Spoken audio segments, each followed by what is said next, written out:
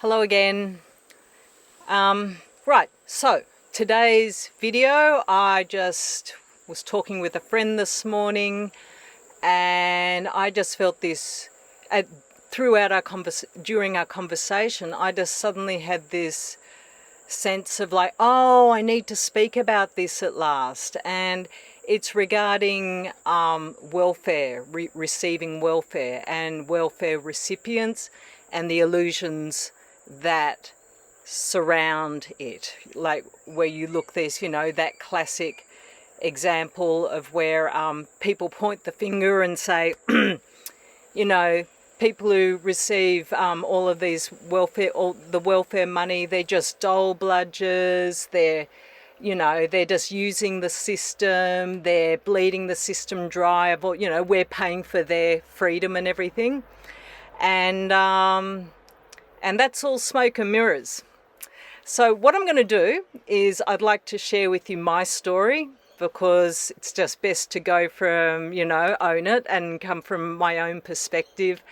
And then I'll just put forward some thoughts and questions from there to ponder. So I've trained as a teacher, and I went into teaching for about 20 years till I was about 40 something. I'm now 56. Yeah, sometime in my 40s. And the bulk of my career was spent in, for I think 14 or 15 years, was spent in a special school where I specialised in teaching children with emotional and behavioural disabilities. Now, so in itself, it was a very, very stressful, high stress job. And then we'll add to that the people running the school were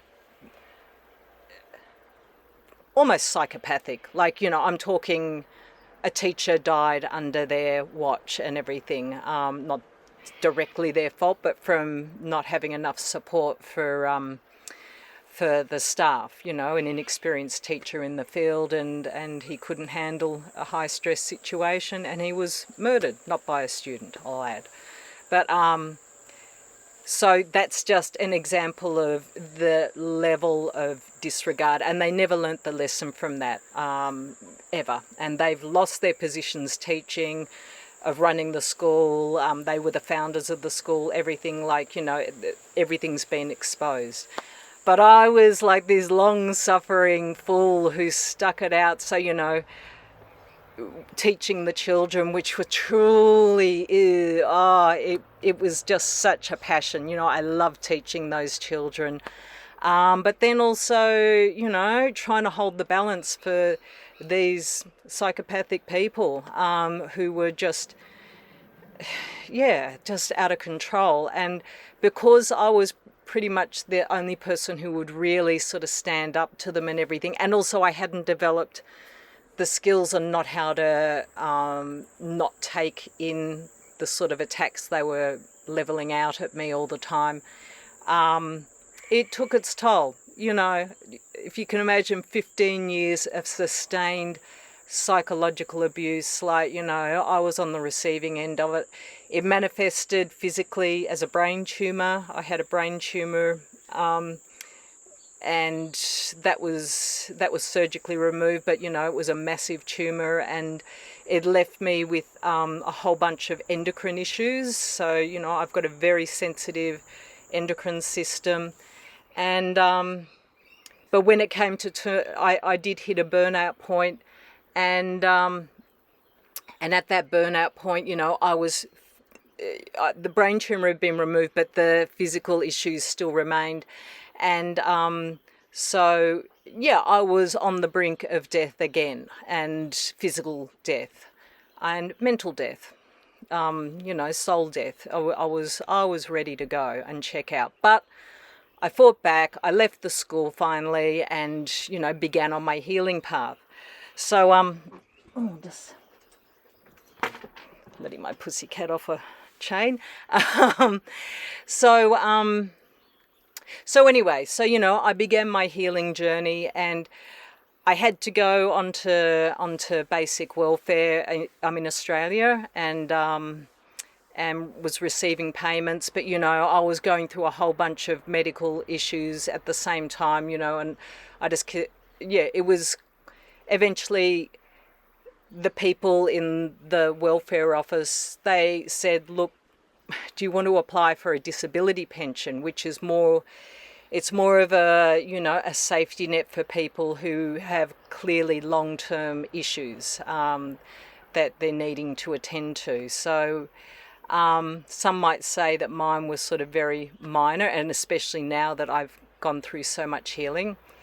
And I didn't even know what they were talking about, but I said, okay, let's go through the process, and I was granted a pension, which it's just a small amount of money that can keep you going. You know what I mean? It's not, it's not a lot of money, but it's enough to live on independently of having to work if you live a simple life like I do in a bus. So through that time, like my first thing that I was really always very clear about was like, I knew that this money was being given to help me with my health.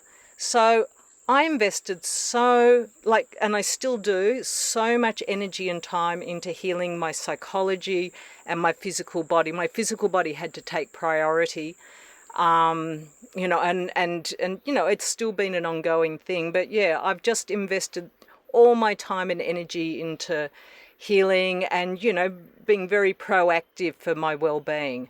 And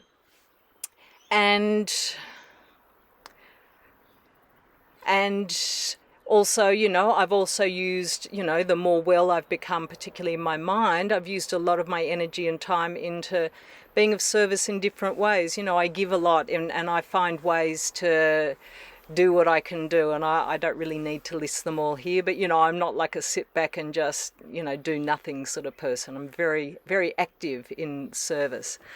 So and throughout that time I have dealt with this level of guilt, feeling like,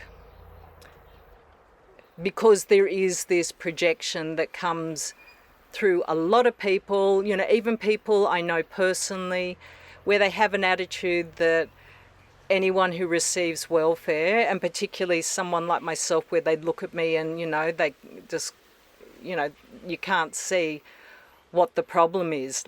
I'll say more was, I'm so much more well now, but you just physically look well, and I'm even though, I had a lot of psychological issues, even when I did, I could still present very rationally, you know what I mean? Like I can still think, I can still communicate very, very well. I'm not sort of, I maintain a certain amount of balance always. So, there's a lot of judgment, and there's a lot of judgment in the wider community where, a lot of people believe this illusion that people who receive welfare, they're all bludgers, they're just taking from the system, they're using up our taxpayer money. And I'm here to say that is a complete diversion. So we have power elite, the people who have billions and billions of dollars, the ones who are in that top 0.5, 0.1% of people who just, they have so much more wealth than what, even a single country could have in some cases. You know what I mean? Like it is grossly out of balance. It's so imbalanced. And the people who've got the money have got the power with their, with social media, with any media, with, trying to control information. Well, they can't control this information because since the age of, connectivity through the internet, everyone has got an opportunity to speak out and to say their piece. So, I'm doing my bit here and now, and, I know other people are doing their bit in their own way too. So